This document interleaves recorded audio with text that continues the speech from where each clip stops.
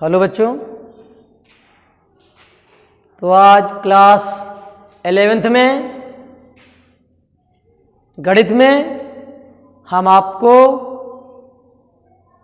समित संख्या अध्याय में समित संख्या के बारे में आपको पढ़ा चुके हैं। समित संख्या अध्याय दो भागों से मिलकर बना है, समित संख्या और द्विघात समीकरण। द्विघात समीकरण आप लोगों ने हाई स्कूल में पढ़ा है।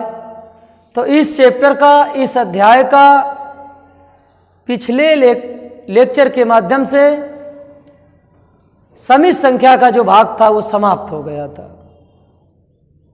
कुछ हमने आपको द्विघात समीकरण के बारे में पिछले लेक्चर में शुरू किया था। उसमें हमने आपको थ्योरी ऑफ इक्वेशन, समीकरण का सिद्धांत लेकर आए थे।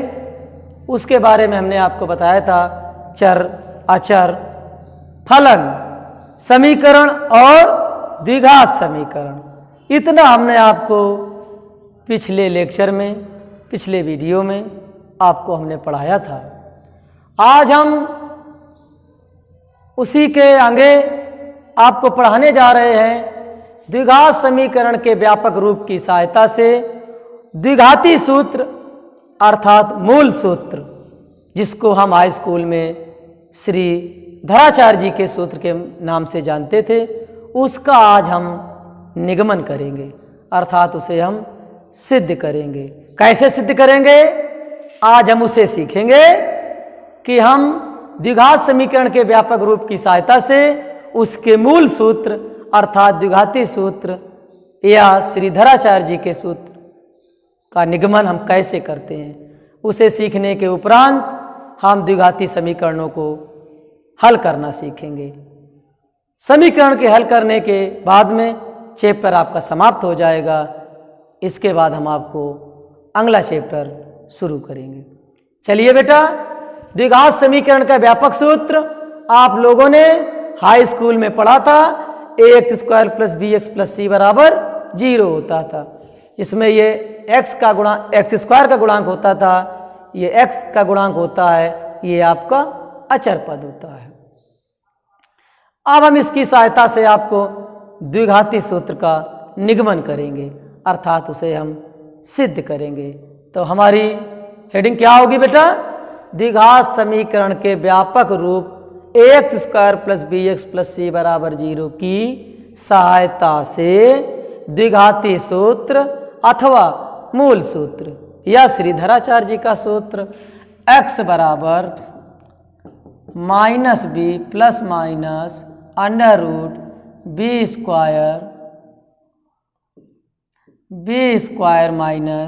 4ac/2a का हम निगमन करेंगे।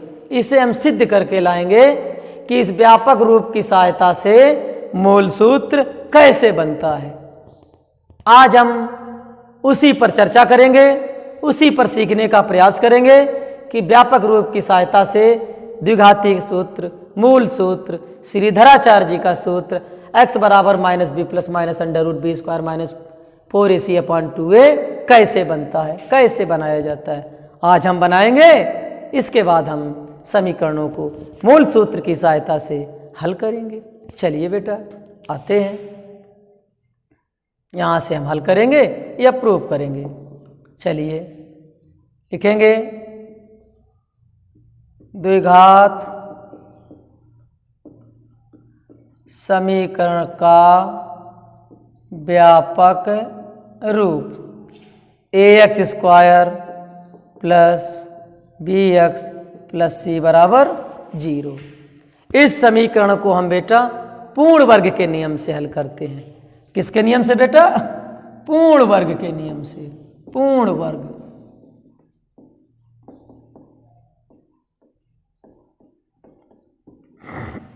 पूर्ण वर्ग के नियम से। पूर्ण वर्ग का नियम क्या होता है? किसी द्विघाती समीकरण को पूर्ण वर्ग से हल करने के 3 नियम होते हैं।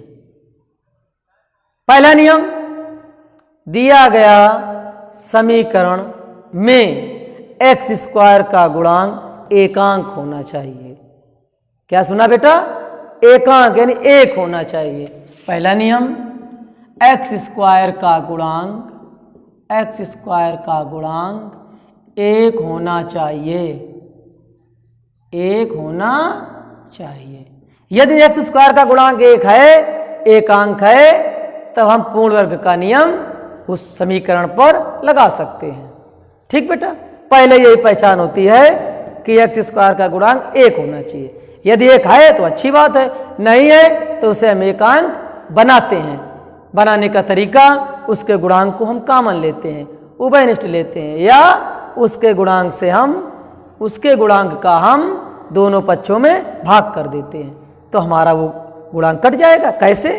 जैसे ये है 2x square plus 4x plus 6 बराबर 0। यहाँ पर हमने देखा कि इस समीकरण को हमें इस विधि से हल करना है, गुणनखंड विधि से नहीं करना है, पूर्ण वर्ग की विधि से करना है। तो पूर्ण वर्ग की विधि में पहला ही नियम होता है कि एक्स स्क्वायर का गुणांक एक होना चाहिए। कितना होना चाहिए बेटा? एक्स स्क्वायर का गुणांक एक होना चाहिए। अब यदि एक्स स्क्वायर का गुणांक एक है तो हम पूर्ण वर्ग का नियम लगाएंगे। अगर एक्स स्क्वायर गुणांक एक नहीं है तो उसे हम सबसे पहले बनाएंगे। कैसे बनाएंगे? अब हम इसके गुणांक को कॉमन करेंगे। चलिए, x square plus common mean भाग होता है, फैक्टर्स में अगर गुणनखंड है तो जो दोनों जगह रखा उसको लिया जाता है। अब ये 2 चला जाएगा इसके नीचे बेटा 0 के, तो एक्स स्क्वायर 2 से 4 कटेगा, 2 से 6 कटेगा, 2x प्लस 3 बचेगा। अब एक्स स्क्वायर का गुणांक एक हो गया। अब हम पूर्ण वर्ग का पहला नियम इस पर लागू कर सकते हैं, लगा सकते हैं। जब गुणांक एकांक हो जाए, इसके बाद हम दूसरे नियम पर ध्यान देते हैं कि हमारा दूसरा नियम अब इस समीकरण में लग सकता है क्या। सेकेंड नियम क्या होता है? जब एक्स स्क्वायर का गुणांक एकांक हो जाए, इसके बाद हम एक्स के गुणांक को देखते हैं। जो एक्स का गुणांक होता है उसका हम आधा करते हैं। एक्स के गुणांक का क्या करेंगे? आधा करेंगे, आधा करते हैं। एक्स के गुणांक का आधा करते हैं। नंबर 3, आधा किया। अब जैसे यहां पर 2x है, 2x का करेंगे आधा, तो गुणांक का आधा माने 2 से भाग 1 आ जाएगा। जो गुणांक आधा आएगा उसका हम दोनों पक्षों में वर्ग करके जोड़ और घटा देते हैं। तीसरा नियम, x के गुणांक का वर्ग करके जोड़ते और घटाते हैं, जोड़ते व घटाते हैं। चलिए, तो आपके तीनों नियमों में हमने पहला नियम क्या सीखा कि एक्स स्क्वायर का गुणांक एक होना चाहिए। दूसरा नियम, एक्स के गुणांक का आधा करते हैं। तीसरा नियम, एक्स के गुणांक का वर्ग करके जोड़ते व घटाते हैं। ये हमारा पूर्ण वर्ग का नियम है। इन तीनों नियमों को, तीनों शर्तों को हम इस व्यापक रूप में लागू करेंगे। लागू करने के उपरांत व्यापक रूप की सहायता से हमारा मूल सूत्र प्राप्त हो जाए, ये प्रूविंग कहलाएगी। करेंगे बेटा। चलिए, हमने सिखा भी दिया है कि सबसे पहले एक्स का गुणांक एक होना चाहिए, तो एक गुणांक है नहीं, तो सबसे पहले बेटा बनाइए। बनाने के लिए एक्स के गुणांक को आप कॉमन करेंगे। यहां से आ जाएगा x square plus b upon a into x plus c upon a बराबर क्या मिलेगा? 0। ये कॉमन वाला भाग 0 के नीचे चला जाता है, शून्य हो जाएगा। यह शब्द का प्रयोग करेंगे, क्या मिलेगा? X square plus b upon a into x plus c upon a बराबर 0। हमने पहला नियम आपको लागू कर दिया दिए गए समीकरण पर कि एक्स स्क्वायर गुणांक एक होना चाहिए, तो एक्स स्क्वायर गुणांक हमारा एक हो रहा है, कोई दिक्कत नहीं। दूसरा नियम पर आते हैं, एक्स के गुणांक का आधा करते हैं। चलिए बेटा, एक्स का गुणांक आपके पास ये है, कितना है? फिर इधर सीखते हैं एक्स का गुणांक। एक्स का गुणांक कितना है? बी अपॉन ए।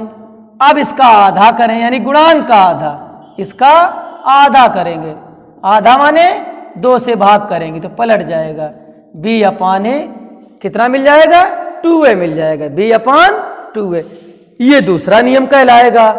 दूसरा नियम लागू करने के उपरांत हम तीसरे नियम पर आते हैं कि x के गुणांक का वर्ग करके जोड़ते और घटाते हैं। अब इसका वर्ग कर दीजिए, इसमें जोड़ घटा दीजिए। चलिए, एक्स स्क्वायर प्लस बी अपान एक्स प्लस बी अपान 2a का होल स्क्वायर माइनस बी अपान 2a का होल स्क्वायर प्लस सी अपान ए बराबर 0 आ गया। उतना ही जोड़ दिया, उतना ही बेटा हमने घटा दिया। अब यहाँ पर जब गुणांक हो गया, अब हम यहाँ पर शर्त चाहो तो लिख सकते हैं पूर्ण वर्ग से या पूर्ण वर्ग के नियम से, दोनों बातें लिख सकते हैं। अब इन तीन पदों को एक चादर में बांध देंगे। अभी ये प्रसार रूप में है, अब इनको हम कैसे बांधेंगे? देखिएगा, ये फार्मूला बनना है एक्स प्लस बी अपान 2a का होल स्क्वायर का चार्ट का लगा दीजिए, a प्लस बी का whole square, a square plus B square plus 2ab b upon 2a, तो 2 से 2 ये देखो मध्य पद है आपका, तो इन तीनों को हम बांध देंगे। क्या लिख देंगे? x प्लस बी अपान 2a का होल स्क्वायर। इन सब का पक्षांतर करेंगे, ये उधर जाएगा तो आपका प्लस का हो जाएगा b अपान 2a का होल स्क्वायर, ये उधर जाएगा तो माइनस का c अपान a होगा। अब देखिए बेटा आगे क्या करेंगे, x प्लस बी अपान 2a का होल स्क्वायर बराबर, ये वर्ग दोनों पर आएगा, b पर आएगा तो b वर्ग बनेगा, 2 पर आएगा तो 2 का वर्ग 4, a पर आएगा तो a स्क्वायर बन जाएगा माइनस c अपान a। इधर देखिए भिन्न बन गई, एलसीएम लेंगे हम, एलसीएम आ जाएगा 4a स्क्वायर, ये पूरा कैंसिल हो गया, यहाँ से बचेगा b स्क्वायर माइनस यहाँ से a कट गया, 4a बचा, 4a का गुणा करेंगे c में तो बन जाएगा 4ac।